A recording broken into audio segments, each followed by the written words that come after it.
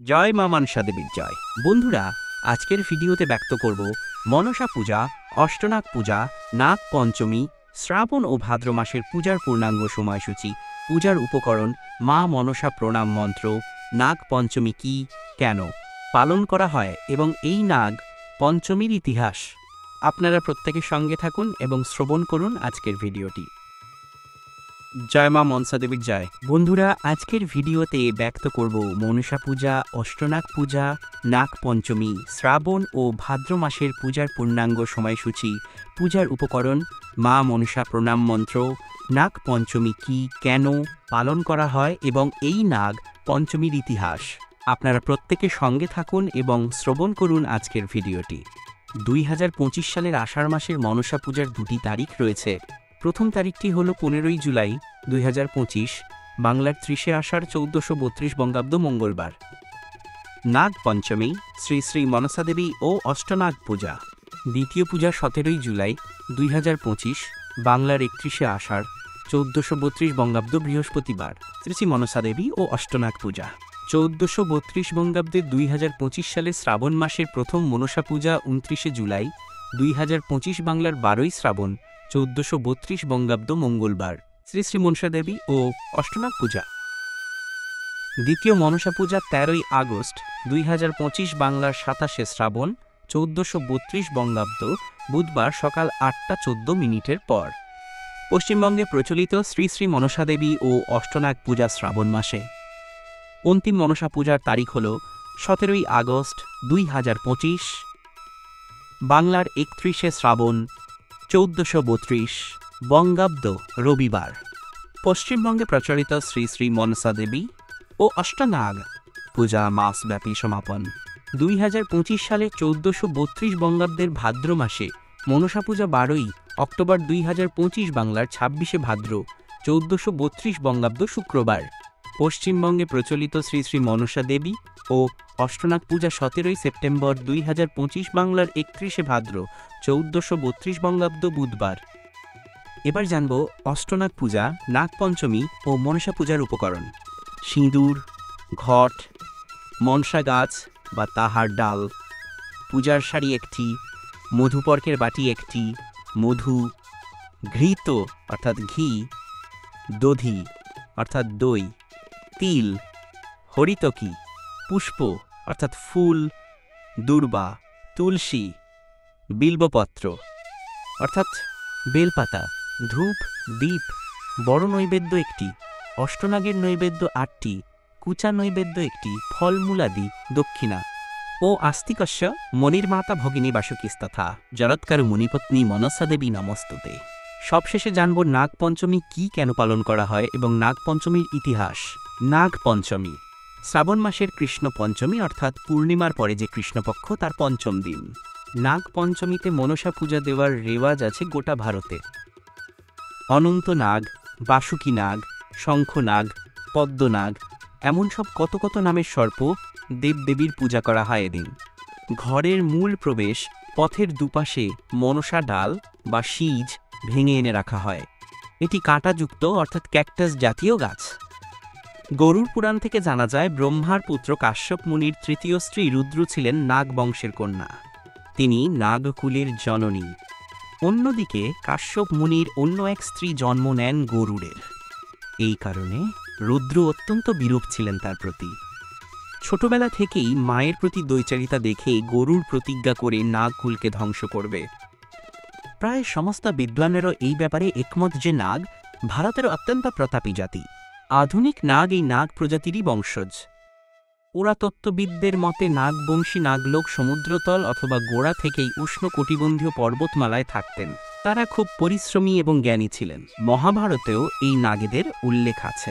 কথিত আছে নাগকন্যা খুব সুন্দরী হতেন। তৃতীয় পাণ্ডব অর্জুনের স্ত্রী উলুপি ছিলেন এমনই এক নাগকন্যা।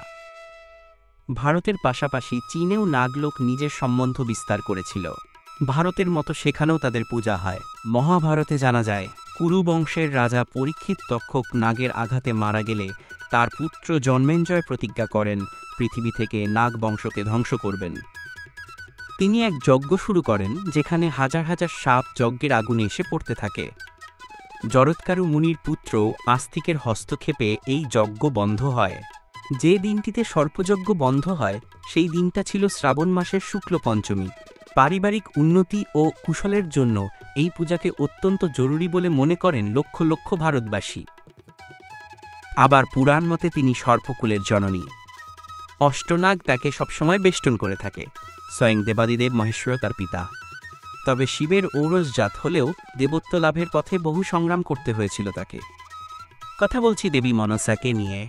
তাকে ঘিরে প্রচলিত গল্পগুলির বেশিরভাগই আঞ্চলিক বা লোকায়ত। তবুও তাকে কেবলমাত্র লৌকিক দেবী হিসেবেই চিহ্নিত করা যায় না। শুধুমাত্র গ্রাম নয়, শহরাঞ্চলেও তার মন্দির লক্ষ্য করা যায়। বিশেষ করে দক্ষিণ ভারতে তার পূজা নিয়ে দেখা যায় উন্মাদনা, আগ্রহ। শ্রাবণ মাসে শুক্লপক্ষের পঞ্চমী তিথি নাগ পঞ্চমী হিসেবে আখ্যায়িত। এই দিনই দেশজুড়ে সাড়ম্বরে পালন করা হয় এই নাগ পুজো। শুধুমাত্র দেবী মনসা নয়, এই দিন পূজা করা হয় বিভিন্ন নাগনাগিনীদেরও। বাঙালির 12 মাসে 13 পার্বণ। শ্রাবণ মাসে পালন করা পার্বণগুলির মধ্যে অন্যতম হল নাগপঞ্চমী। তবে এই পার্বণ শুধু বাঙালিদের মধ্যেই সীমাবদ্ধ থাকে না।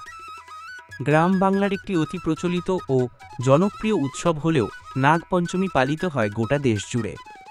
এমনকি কেরল সহ ভারতের বেশ কিছু জায়গায় রয়েছে নাগ দেবতার মন্দিরও। বাংলায় মনসামঙ্গল কাব্য মনসার দেবত্ব লাভে সেই কাহিনী আমাদের শোনায়। সেখানে উল্লেখ রয়েছে চাঁদ সওদাগরের কথা। তার হাতে পুজো পেয়েই নাকি বাংলায় মনসা দেবীর পুজো শুরু হয়। তবে পুরাণ বলে অন্য এক গল্প, সেই গল্পের সূত্র ধরেই নাগপঞ্চমীর সূত্রপাত। হিন্দু পুরাণ অনুসারে শ্রীকৃষ্ণের এক লীলা কথন বর্ণিত আছে নাগপঞ্চমীর ইতিহাস হিসেবে। তার বাল্যকাল কেটেছে যমুনা নদীর তীরবর্তী বৃন্দাবনে, তাই প্রায়ই সখাদের নিয়ে জলক্রীড়ায় মত্ত হতেন বালক শ্রীকৃষ্ণ। এমনই একদিন খেলতে খেলতে তিনি কালীয় নামে এক বিশাল নাগের মুখোমুখি হন। ভয়ানক বিষধর সেই বিশাল কালীয় নাগের বিষে গোটা যমুনার জল হয়ে যায় নীল। গোটা গ্রামের মানুষ সেই দেখে রীতিমতো আতঙ্কিত হয়ে পড়ে। তবে বালক শ্রীকৃষ্ণের কাছে সেই নাগকে পরাস্ত করা মোটেও কঠিন কাজ ছিল না। প্রবল যুদ্ধের শেষে হার স্বীকার করতে বাধ্য হন কালীয় নাগ। বালকের মধ্যে স্বয়ং ভগবানকে দেখতে পেয়ে কালীয় নিজের প্রাণ ভিক্ষা চান শ্রীকৃষ্ণের কাছে। সেই ঘটনা পুরাণে কালীয় দমন নামে পরিচিত। এই বাল্যলীলায় বৃন্দাবনবাসীকে আতঙ্কের হাত থেকে মুক্তি দেন স্বয়ং শ্রীকৃষ্ণ। কালীয় নাগও সেই স্থানও ত্যাগ করে, কোনরূপ ক্ষতি না করার আশ্বাস দেয়। বলা হয় এই ঘটনার স্মরণে পালন করা হয় নাগপঞ্চমী। অনেকের মতে আবার এই ব্রতের সঙ্গে যোগ রয়েছে দেবাদিদেব মহেশ্বরের। শিবের প্রিয় মাস হল এই শ্রাবণ মাস। আবার শিবের কণ্ঠভূষণ হয়ে থাকে নাগ, তাই শ্রাবণ মাসেই পালন করা হয় নাগপঞ্চমী। নাগপঞ্চমীর দিনে বিশেষ এক প্রথার প্রচলন রয়েছে মহারাষ্ট্রে। সেখানে সর্পদেবতাকে পূজা নিবেদন করেন ভক্তরা। তবে এই পূজার বিশেষত্ব হল মূর্তি নয়, জীবন্ত সাপকেই পূজা করা হয়।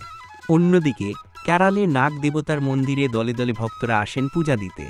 প্রত্যেকেরই প্রার্থনা পরিবারের কারো যেন সর্পদংশনে মৃত্যু না হয়। আমাদের রাজ্যে অর্থাৎ বাংলাতে এই মনসা পূজার সঙ্গে বৃক্ষ পূজার রীতি মিলেমিশে গেছে। একটি বিশেষ গাছকেই এখানে দেবী মনসা হিসেবে পূজা করা হয়।